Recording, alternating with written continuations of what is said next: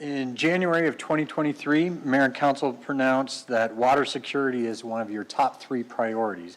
So within that, one of the focus areas was effective water policy, standards, codes, supporting economic and residential development while managing large-scale users. So focusing on that last part about managing large-scale users, that really put the large water user ordinance, which has been kicked around for years, kind of back on the front burner as far as a policy initiative to consider. Now, what is a large water ordinance or user? We're going to go through that definition with Mr. Fleck in his presentation. But an obvious question might be, so would something like this apply to AMCOR? And what I would say is that we're actually the reverse. AMCOR was really, and how we modeled that development agreement is really the model for what you're going to see in this ordinance. It's very much looking at all those same questions that were asked during that process and putting them into an ordinance so that when the next user of similar scale comes through, we're in a better position. So Dave Burks is with me tonight, our Water Services Director, Brett Fleck, our Water Resources Manager, and they'll go through the details, but let me just make a couple more comments, which is to say, Peoria has enough water to use, but never enough water to waste. That's been our trademark ever since we hit Tier 1 of the Colorado River Drought Contingency Plan. We've been very aggressive and strategic in developing our water portfolio. This is primarily focused on the supply side, where we've been looking at new well projects, Bartlett Dam, advanced water purification. Tonight, in a holistic water security, we must look at the demand side of the equation, and that's what this ordinance is about. So we're looking at both sides of that equation, and so with that, I'll turn it over to Mr. Burks. Thank you, Mr. Burke. Good evening, Mayor and Council. As we all know, water is one of our most vital resources. It is essential for the growth and sustainability of our city. Behind the scenes, the Water Services team plays a critical role in maintaining and expanding the infrastructure that keeps the water and wastewater systems functioning seamlessly. Their responsibilities span everything from managing current infrastructure to planning the future demands, ensuring we have the resources to support a growing population. From sourcing and transporting water to treating wastewater, their work is fundamental to our daily lives. Tonight, we're shining the spotlight on one of the most essential aspects of the Water Services team, water resource security, managed by our Water Resources Division. This small but mighty group of professionals ensures our city maintains a robust and sustainable water portfolio, the foundation for ongoing growth and development for our city. This task is no small feat. It is a complex, multifaceted process handled by a dedicated team of 3, 2 water resource specialists and 1 analyst. Together, they work to forecast future water needs, identify and secure water resources for growth, and carefully manage our resources to ensure long-term sustainability. One key element of their work is tracking what we call large water users. By monitoring these users, the team can ensure our estimates on water usage in undeveloped areas of the city are accurate once developed and updated as needed. This careful management allows us to maintain a strong, balanced water portfolio that supports our city's growth while safeguarding resources for future generations. So this evening, Mr. Brett Fleck, our Water Resources Manager, is going to dive deeper into the body of what the large water user ordinance will look like, and we welcome feedback from you, Mayor and Council, as we work towards the implementation of this new ordinance. From here, I'll turn it over to Mr. Fleck. Need the clicker? Yeah, thank you. Let that marinate for a second. Thank you, Director Burks. So why are we here tonight? What is the rationale for proposing a new ordinance? We don't take that lightly, right? We don't put in new ordinances every day. Peoria is growing quickly, as you can see from that chart, looking at the census records from 1960 through 2020, and then the projections from the Maricopa Association of Governments. Peoria is growing quickly, but we're also maturing. As you know, through the economic development initiatives, Peoria is maturing from primarily a bedroom community into an economic driver. And what that means is that it changes how we project water demand into the future. So the council, one of your responsibilities is obviously a voter-driven charge to implement the general plan. Water resources is a key factor in being able to implement that plan. If you don't have enough water resources, it's pretty hard to implement the general plan. Currently, water resources are supplied on a first-come, first-served basis. There's very little city input or control. An applicant comes, applies for a water meter, they set up shop. Nearly all water users fall within the range of our planning assumptions, so this hasn't traditionally been a problem because you know what a hardware store is going to use. You know what an apartment complex is going to use. But there's few relatively high or large water-using customers that have an outsized or can have an outsized impact on your plans. I think if a TSMC landed in Peoria, that would be a little bit different than the hardware store for their water demand. So city management is proposing a new ordinance to reduce uncertainty and increase the likelihood that the general plan can be achieved, improving our water security. So what's the general concept? If you really step back and look at this from a high level, we're trying to incorporate water use and conservation into land development decisions. That's the idea. You're trying to marry those two things. So this ordinance looks at commercial, industrial, and institutional users. We're not targeting residential here because it's much easier to forecast what a house uses. It's pretty standard. For new water service, and also looking at existing customers that are looking to expand. They're screened by their projected water use.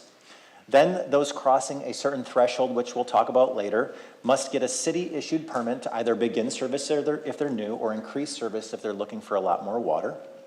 That city-issued permit is based on factors such as the scale of the request, impact to existing or needed infrastructure, economic impact, et cetera.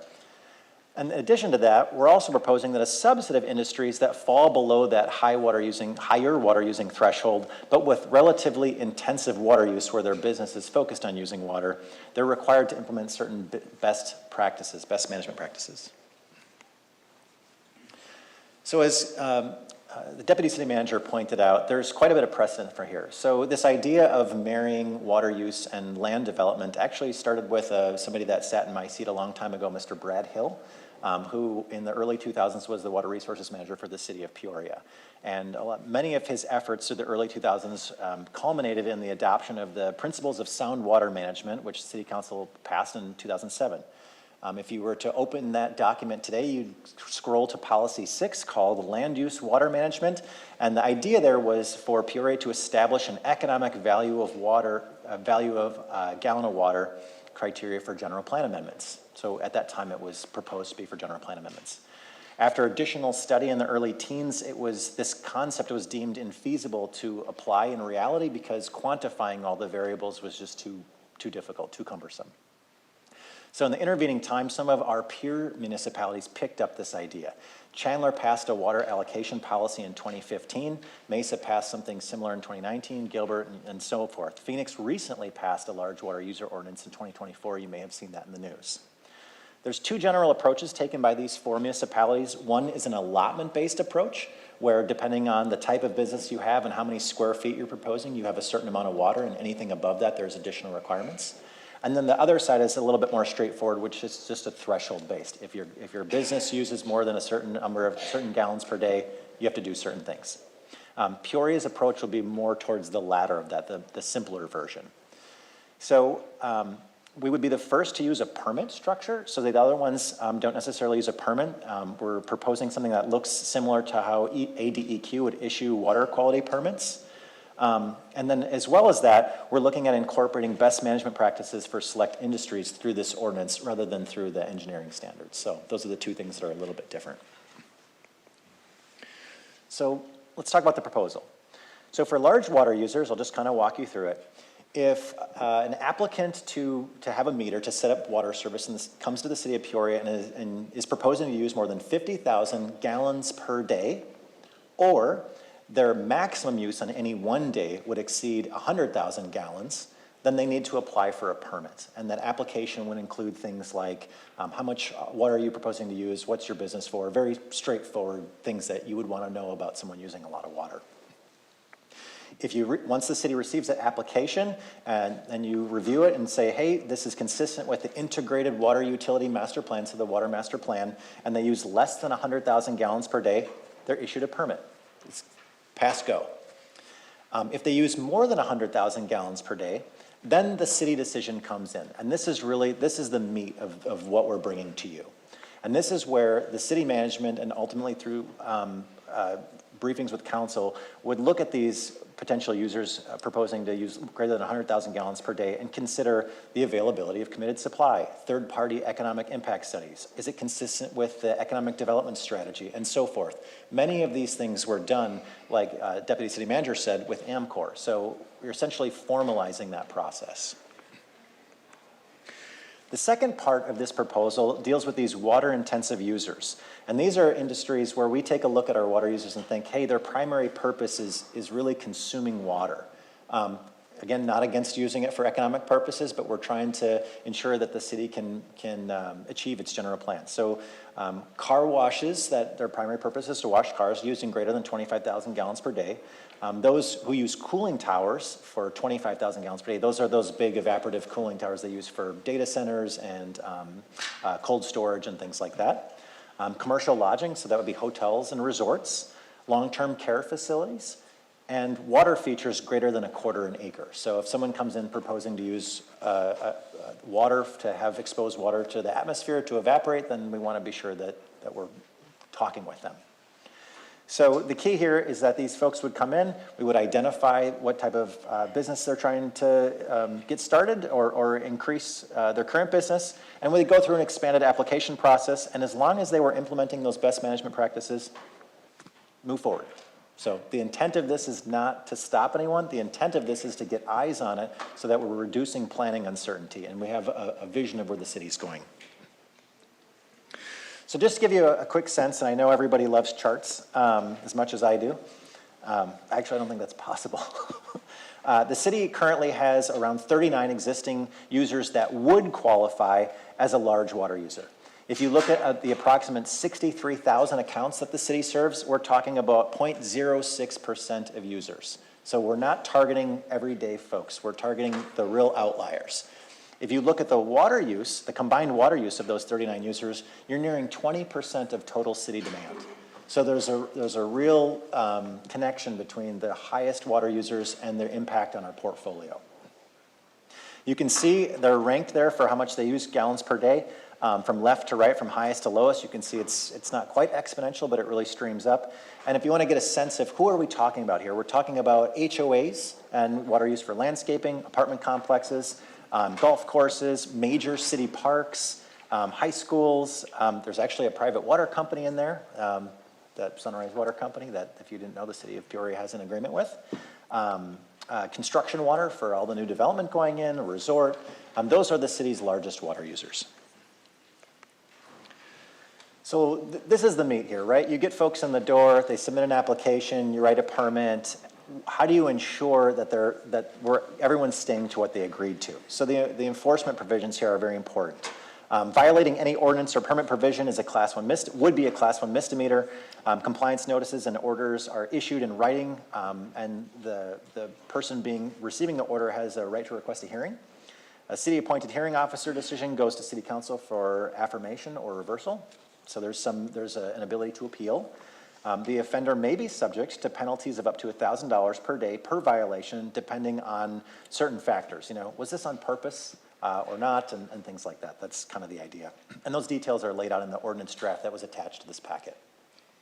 And lastly, and importantly, the city reserves the right to limit or suspend water service subject to the permit or ordinance conditions. Because if someone comes in and we've set up our infrastructure, our pipes, our pumps, et cetera, to serve this party, and this party says, you know what, I actually want like 4 times more water because I make a lot more money. Well, that has an impact on the city's ability to provide water to them and to our existing customers. So the city has to reserve that right to say, hey, we need to dial you back.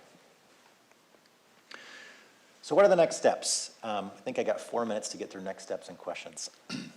First, obviously, receive input from you all. And that can happen today. That can happen later via email or however you want to do it. We want to hear what you think, whether you think this is a good idea, whether you do something differently. Then we have, importantly, receive input from the public. I wanted to highlight that we've set up an email account, wateruserfeedback@peoriaaz.gov. So please, I encourage the public watching this, both in person and online, to submit their feedback to this proposal, because it is just a proposal. We need to receive input from industry stakeholders. I believe city management has reached out to various stakeholder groups to take their pulse on it. Of course, there's drafting the water-intensive user best management practices. Those are those engineering standards. creating application forms, and the standard implementation things, making sure it's married up to our current process.